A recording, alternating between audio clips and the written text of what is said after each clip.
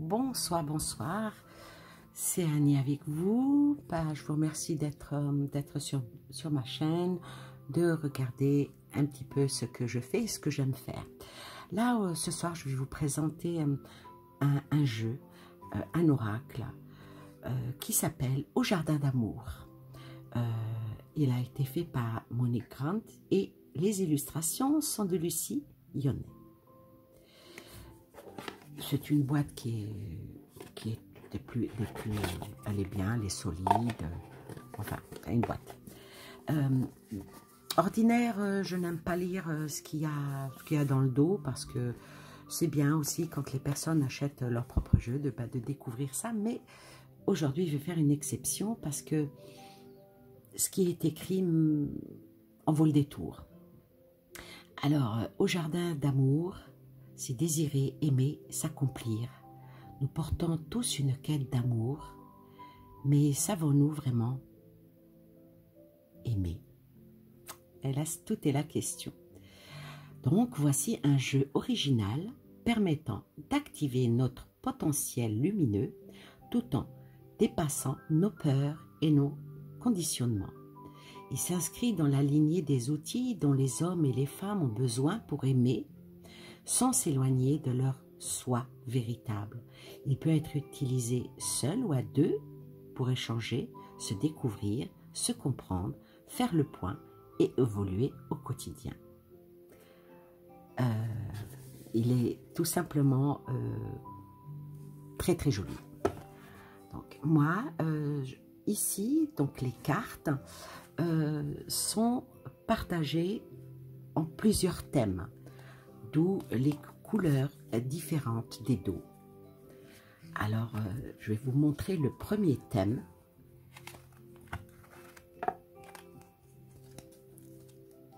Le premier thème qui est la série Chance. Ici, dans cette série, il y a des messages. Quand on tire les cartes, on découvre directement les messages. Donc ici, il n'y a pas de voyance proprement dite. Et il y a la main qui guide le tirage en pensant très fort à une question ou à une personne. Et là, on a notre réponse. Il y a le deuxième tas. Le dos, il est tout simplement splendide. Et celui-ci, c'est la série des désirs. Et c'est pareil avec des mots-clés et la signification, ou plutôt un guide qui nous emmène vers une réponse, une question bien précise qui est demandée. Ensuite, on a cette série où c'est un couple et c'est la série des transformations. Ensuite, il n'y a pas de couple parfait, ça n'existe pas. Il y a toujours des petites ombres, il y a toujours des petits tracas dans les couples. C'est ce qui pimente aussi la vie et c'est ce qui fait parfois augmenter les sentiments des uns et des autres ou pour l'autre. Et là, comme vous pouvez le constater, c'est un couple qui boude. Donc, c'est la série obstacles, parce qu'il y a souvent des obstacles qui font que des fois ça ne marche pas dans le couple. Et pour finir, il y a la dernière série qui est la série de l'abondance. Alors, malgré qu'il y a sur chaque carte un petit, par exemple, ici, la série de l'abondance, et la communion. Heureux sentiment d'être deux contribue à nourrir l'âme du monde. Les cartes ne sont pas numérotées. Alors, j'ai regardé un petit peu le livre. Donc, elle donne une proposition de tirage. Il y a une proposition de tirage, comment tirer les cartes. Et ensuite, ça commence par les premières 12 cartes de la chance. Alors, comme elles ne sont pas numérotées, ils ont fait quelque chose, elle a fait quand même quelque chose d'assez intelligent, parce que on se réfère à la carte 1 dans la série Chance, et on tombe, là, il y a le symbole de la carte, le point fort, il y a le message, et simuler la chance qu'on pourrait avoir en amour, puisque c'est la série de la chance. Et elle a fait ça pour la série des désirs, c'est pareil. La première carte, c'est la passion, il y a le symbolisme, le message, et galvaniser vos désirs. Comment faire pour mettre un petit peu de piment dans la vie de couple. Ensuite, il y a la série des obstacles. La série des obstacles, là aussi c'est pareil, 12 cartes. 12 cartes, la première carte c'est l'ombre, le symbole qui correspond à cette carte, le message et comment dépasser les obstacles. C'est vraiment bien fait, bien écrit, pas besoin de rapporter l'image. Je trouve ça vraiment très intuitif. Après, il y a la série des transformations, qui a aussi, toujours par 12 cartes, hein, le sentiment d'unicité, le sentiment d'unité. Alors là, il y a le symbole, le message et incarner votre transformation. Comment faire pour planifier une sortie de la nature et profiter de cette balade pour vous aérer. Écoutez, respirez, ressentez toutes les vibrations célestes que chante l'univers. Ramenez ce sentiment absolu vers votre entourage, vers votre partenaire, vers votre rêve amoureux et savourer ensemble. C'est vraiment très joli. Et après, il y a la série Abondance. La première carte, c'est l'affection, le symbolisme, le message. Et ouvrez-vous vers l'abondance. Par exemple, cette première carte, elle dit, vous sentez-vous digne d'affection? Savez-vous en donner? Recevez, non, pardon, revenez à la tendresse, revenez à l'affection. C'est une manière toute simple de montrer aux autres que vous les aimez. C'est vraiment un très joli oracle.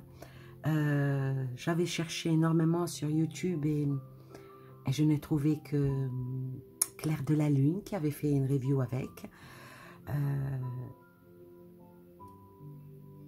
J'aurais tellement aimé qu'elle fasse un tirage. Malheureusement, je pense que par manque de temps, ou bien a-t-elle fait un tirage? Je ne sais plus. Je ne sais plus. Enfin, bref, ce n'est pas là le sujet. En tout cas, je la remercie. Si un jour elle passe vers ma chaîne, je la remercie, car grâce à elle, j'ai découvert cet oracle, parce que je cherchais depuis longtemps un oracle qui parle d'amour pour faire quelque chose de joli avec des cartes d'amour. Là, on va essayer de faire un petit tirage. Donc, je vais battre chaque série. Je vais battre chaque série. Voilà.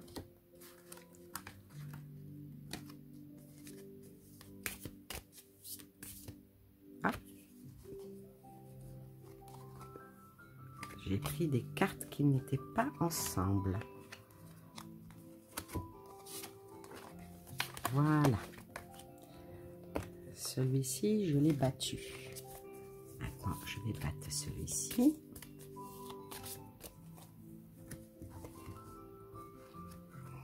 Je vais battre celui-ci.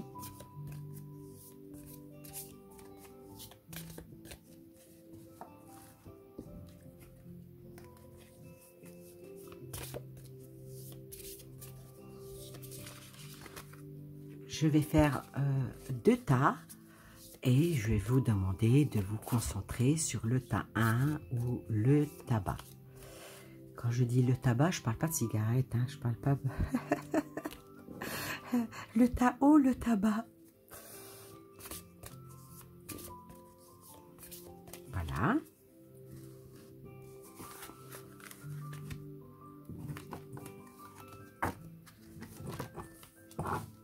Donc, je vais poser une carte ici, une carte ici. Le tas 1 et le tas 2.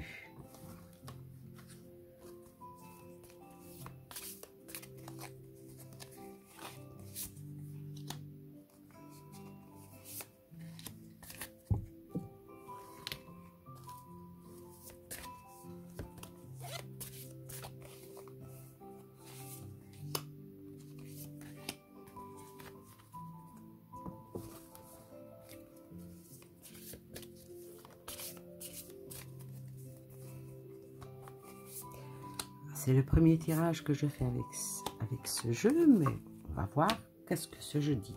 Alors toi qui as choisi le tas 1, par rapport à tes amours, ben, qu'est-ce que peuvent te dire les cartes, que peut te dire cet oracle? Dans la série Abondance, alors il te dit, pour toi il y a de la bienveillance. Alors s'ouvre un jardin insolite où en s'occupant de l'autre, je m'occupe aussi de moi.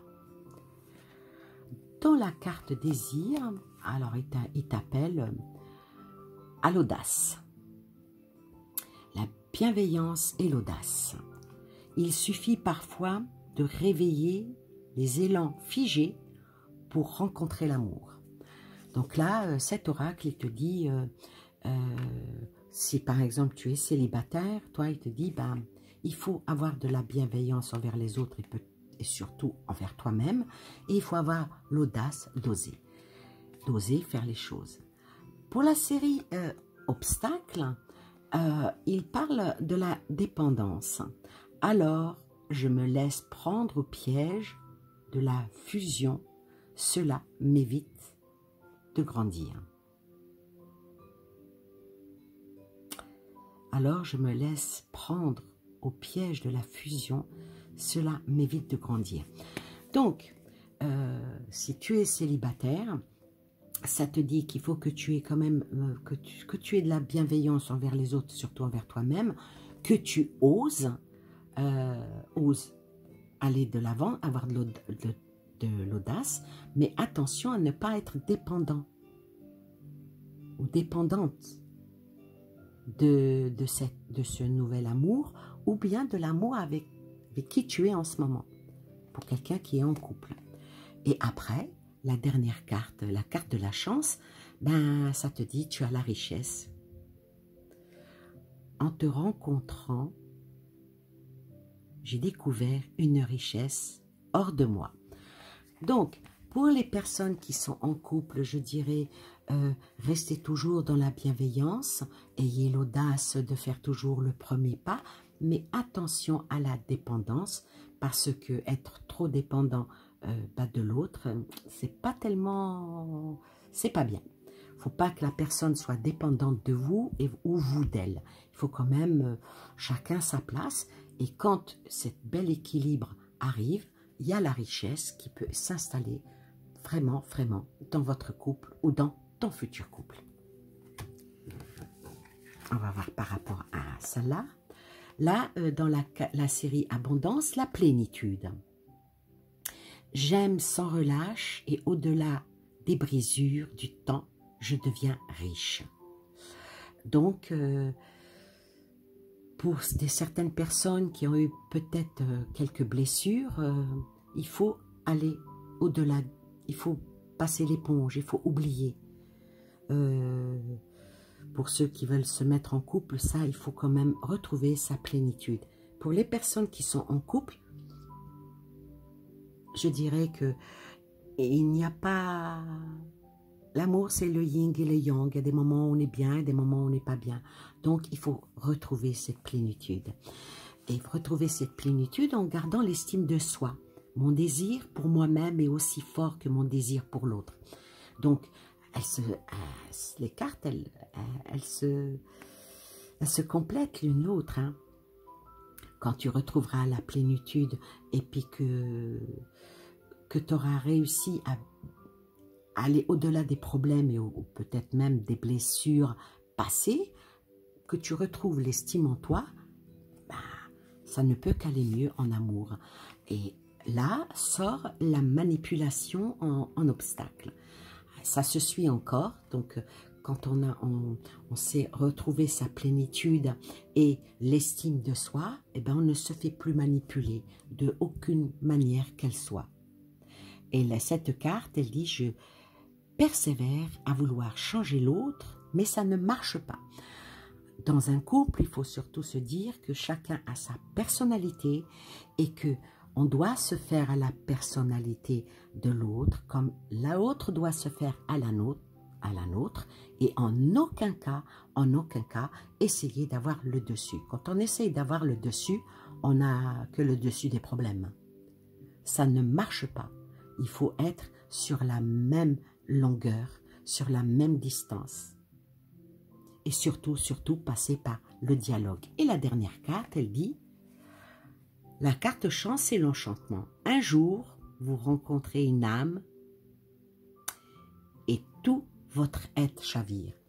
Donc, la personne qui est célibataire, je lui dirais qu'il faut qu'elle oublie toutes ses blessures passées, qu'elle retrouve l'estime d'elle-même, qu'elle n'ait pas peur de la manipulation si par le passé elle l'a été, et qu'une fois qu'elle aura fait ce travail sur elle et rencontré son futur ou sa future, ça sera vraiment l'enchantement parce que elle trouvera son âme sœur. Quant à la personne qui regarde ça, qui est en couple, je lui dirais, essaye de stabiliser et de retrouver la plénitude dans ta vie, passe c'est pas la peine de sortir toujours les vieux dossiers hein, avec ta compagne ou ton compagnon, ça ne sert à rien. Il faut quand même garder l'estime de soi en respectant l'autre et se faire respecter par la même, je ne vais pas dire la même occasion, mais par la même lancée. Éviter de se faire trop manipuler ou de trop manipuler. Quand cette stabilité sera retrouvée dans le couple, il y a un enchantement qui va venir et tu es avec la bonne personne si tu arrives avec elle à accorder tes violons. Voilà, je le trouve très beau. J'espère que mes interprétations vous ont plu. Bien sûr, il y a les interprétations en plus les conseils dans le livre. Sans manquer de respect ni au travail des personnes qui ont fait leur œuvre, je ne les utilise pas. Par contre, quand je bûche ou je trébuche, là, j'y vais et puis, bon, bah, je suis comme tout le monde, quand il y a un doute ou je ne comprends pas bien un tirage, je vais aussi m'inspirer de ce qu'a dit l'auteur parce que ils ont écrit les livres avec... c'est pas évident hein, d'écrire... Comme ce n'est pas évident de tirer les cartes. Hein. On ne peut pas se permettre de critiquer quelqu'un qui fait des belles choses comme celle-ci. Par exemple, comment elle s'appelle, Lucie Yonnet, elle est quand même infographiste. C'est une femme qui est infographiste. Elle a enregistré, elle a créé énormément d'images, des images énergétiques et vibratoires. Et c'est son travail et elle vit de cet art. Et elle est toujours en quête de lumière et d'amour et de couleurs et de vie. Donc on ne peut pas, quand on n'est pas capable de dessiner un bonbon, on ne peut qu'admirer ce genre de travail. C'est quelque chose qui est magnifique. Maintenant, où ça plaît, où ça plaît pas, ça c'est encore autre chose. C'est comme on ne peut pas non plus critiquer les textes ou ce qui a été mis dans les livres, comme on ne peut pas critiquer quelqu'un qui tire les cartes quand on n'est pas capable de les tirer. Ça ne se fait pas.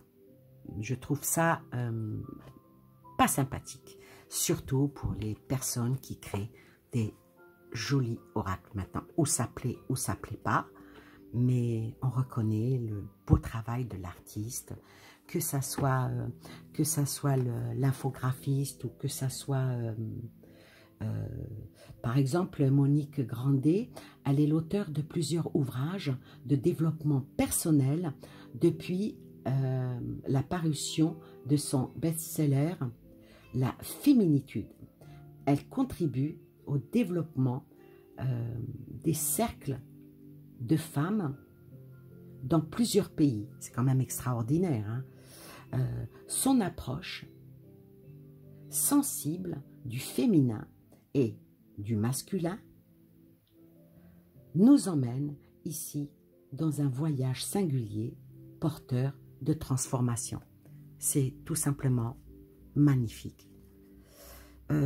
C'est un oracle qui n'est pas trop cher. Vous pouvez le trouver sur les grandes distributions.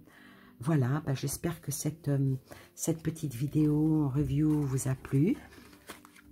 Et moi, j'espère que je vais pouvoir faire de jolis tirages pour aider mes amis, pour m'aider moi-même, hein, à trouver peut-être pas des questions, mais du réconfort. Et ça, et je terminerai avec ces deux images. Il vaut mieux marcher côte à côte que de se tourner le dos. Je vous fais des gros bisous. Bye bye.